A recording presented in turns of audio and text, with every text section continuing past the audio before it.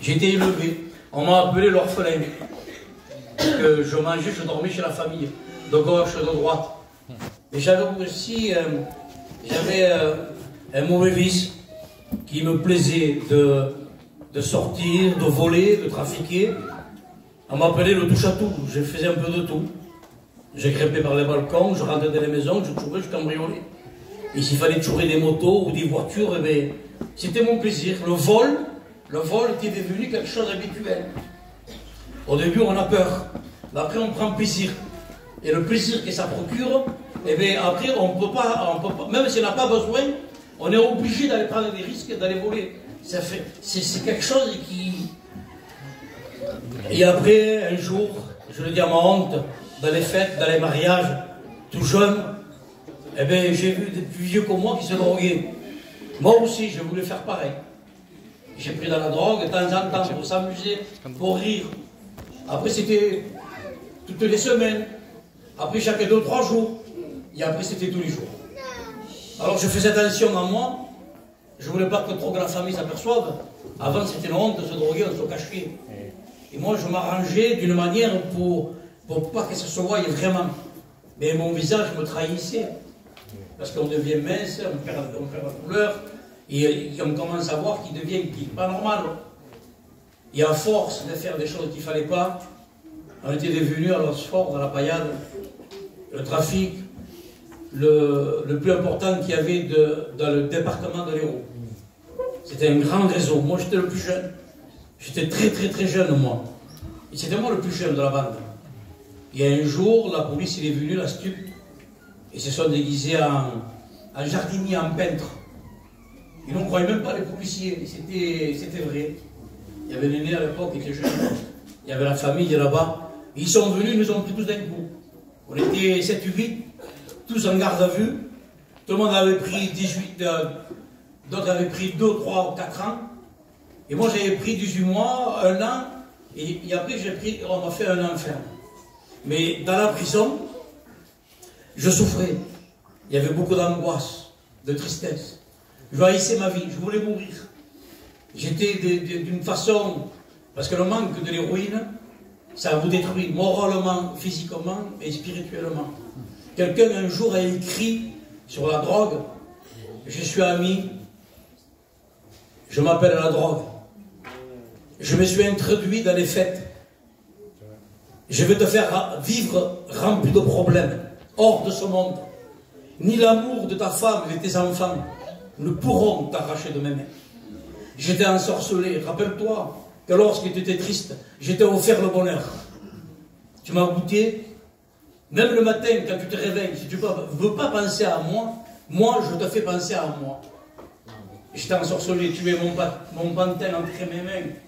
Et je le connais par cœur, la page. Mais à la fin, il dit, mon seul ennemi, il s'appelle Jésus.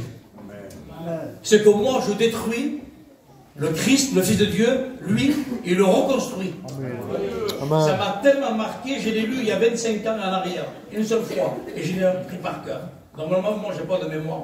Qui c'est qui fait ça? C'est Jésus. Amen. Et dans cette prison, il venait, Gabou, notre ancien, le responsable de Montpellier, presque tous les pasteurs, il venait nous voir, et on était 7 ou 8. Cousin Germain avec des oncles, tout ça. Et quand Gabou venait dans la prison, il nous parlait de Dieu, on l'écoutait. Mais nous, on se moquait de lui. Ça fait mal quand il y a une bande de personnes qui rigolent de vous. Et même mon cousin Nino, aujourd'hui, qui est baptisé, qui est converti, je me rappelle, il lui disait à Gabou, en rigolant, mais arrête de parler de Dieu, tu vas bien, tout le monde rigole de toi. Il disait, moi je continue. Et quand il a prié d'un coup, il y a eu un calme. Il a ouvert la Bible, et il a commencé à prêcher l'évangile. On était tous touchés dans notre cœur. Amen. Moi, dans mon cœur, je savais que c'était ça. Amen. En prison, ils vous donnent des cachets, ils vous donnent une fiole. Et quand vous prenez cette dose de cachet, eh bien, il vous rend paralysé. Elle vous ensuque, vous devenez comme une loque.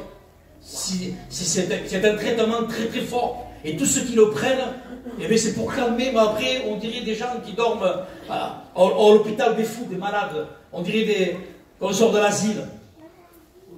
Et moi, je voulais prendre ça pour me calmer. Et je me suis souvenu de Jésus. Dieu. Quand un malheureux crie, l'Éternel l'entend. Amen. Je prends Dieu à témoin, je prends le Saint-Esprit à témoin. Et j'ai crié à Dieu. J'ai dit, Jésus, si c'est vrai, délibérons-moi de cela. J'ai été libéré instantanément. Instantanément. On hérité du feu qui est descendu sur moi et qui brûlait tous les liens du vice et de la drogue. Parce que ça, c'est les ténèbres.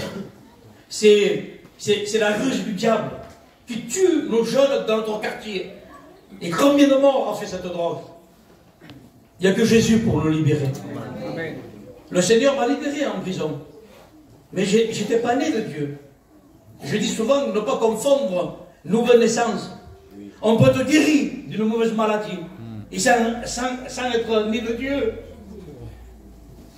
Alors je suis sorti de la prison et pour remercier vous, j'étais venu le voir chez lui là. Et le soir, dans la prison, ici, dans cette salle, je me souviens, mon cousin Paco s'avait baptisé en 98-99. Et j'étais venu ici voir son baptême. Manico, le frère Manico prêchait. Et cette parole est le revenu percuté dans mon cœur. Une réunion convertie. Une réunion convertie. Tout le long de la réunion, je faisais coplorer. Une conviction de péché. Je savais que le Seigneur avait pardonné et purifié mes péchés. Les gens me disaient, c'est une crise passagère. On te connaît. Dans pas longtemps, tu vas recommencer. Laisse-moi vous dire que la crise passagère, elle continue depuis 1999. Amen. Par la suite, Dieu m'a appelé à le servir. Et aujourd'hui, je proclame l'évangile en prison. Amen.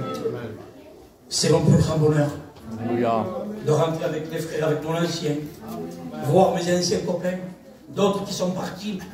Mais de voir que la parole de Dieu, même en prison, elle agit et elle touche les cœurs. Amen. Si ce soir, tu as des passions, s'il y a quelque chose qui devient même idolâtre dans ton cœur que personne ne connaît, Jésus connaît tout. Amen. Laisse faire Jésus. Que Dieu vous bénisse. Amen.